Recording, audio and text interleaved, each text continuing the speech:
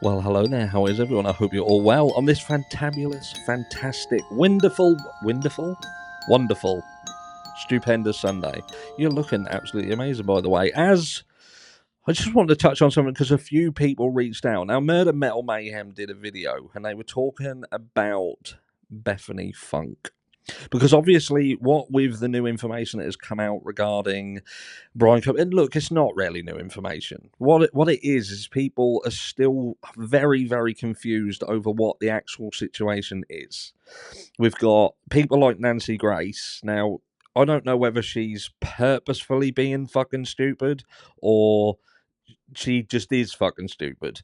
They're talking about like the cell phone data coming from the towers, the cell tower data, and all this malarkey. And look, it has got something to do with that, but that's not what they're talking about when they talk about this specialist Cy Ray and Bryan Kohberger's phone.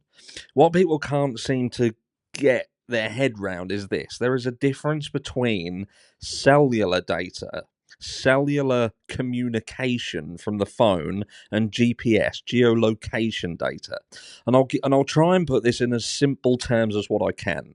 Say if you set your sat nav, you've got an iPhone and you set your sat nav, and you're going from point A to B, and that journey is 300 miles across country.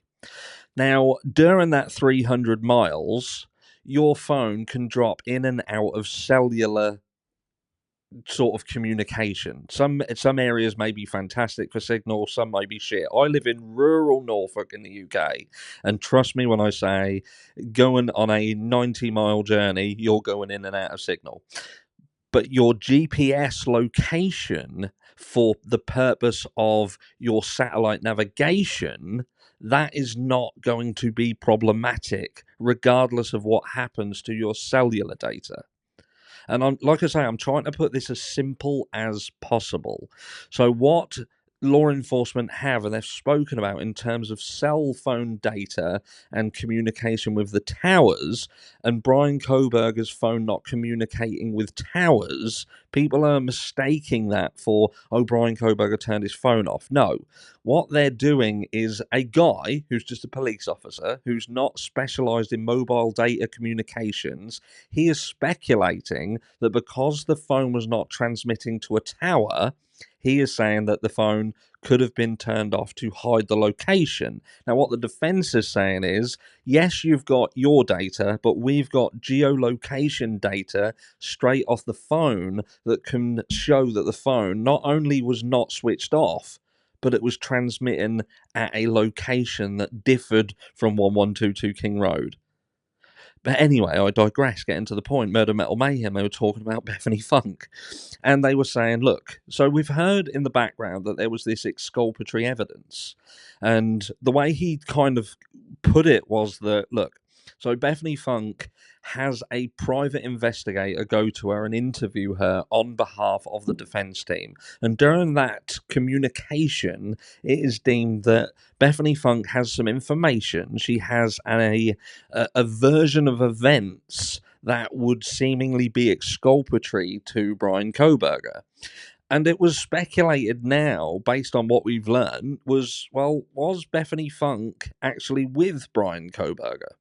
Now, first of all, I will turn around and say, we don't know that. But I think you can pretty much say 99.995% certainty that that's not the case. Not the case whatsoever. And I'll tell you why I believe that is not the case. Because Bryan could have said, Bryan could have literally said, I don't know what you're talking about. I've got nothing to do with this. And I was in a field balls deep in Bethany Funk.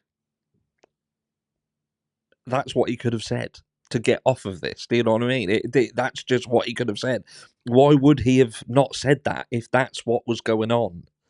So I do not think for 1 second that the exculpatory evidence is Bethany Funk having some sort of relationship with Bryan Kohberger. Now, don't get me wrong, I don't think that's out of the realms of possibility in terms of, would she be attracted to Bryan Kohberger? Is there going to be something that says it can't happen because of the age difference? I certainly don't. I just think that when the stakes are this high and Bryan Kohberger is staring down the barrel of this kind of issue, if he was not there and was with Bethany Funk on the night, I believe that would have come out by now.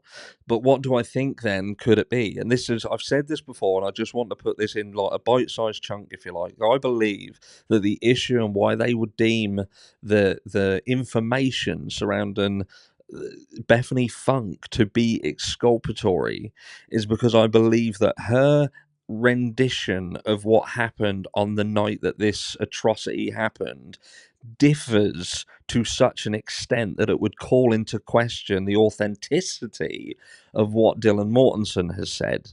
Because I've always said that I believe that Dylan Mortensen was leveraged. I believe that what she said was not a true and honest representation of what happened that night.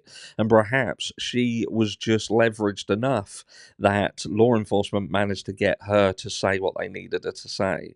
I'm not saying that's 100%, but for there to be potential exculpatory evidence coming from the other person inside that house, then surely common sense even would lead you to believe that if they were both in the house that night and one of them has gone forward and said that I'm going to be a material witness, I saw the person, yada, yada, yada, and the other person has faded off into black, then the exculpatory evidence surely is going to be that it differs from what is contained within the PCA. That is the only logical explanation. And that is why law enforcement or the prosecution worked so hard to stop Bethany Funk being got to. It was so important because if it would have got to a preliminary hearing, and there was indeed an interview done between the defense and Bethany Funk, and it pulled apart what Dylan Mortensen said in the PCA, there would have been a stop of these proceedings potentially at the preliminary hearing. And this is just me. Again, I'm not a professional in law or not anything. This is just an outsider with average intelligence who is saying this is what I am understanding from what is out there and what I consider the most likely situation with respect of exculpatory evidence and Bethany Funk. Let me know down below what you think.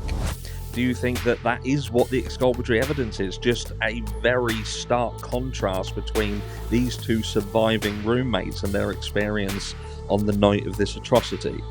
Or are you in the 1% that does indeed believe that Bryan Kohberger could have been balls deep in Bethany Funk? Let me know down below, and I'll catch you all in the next one.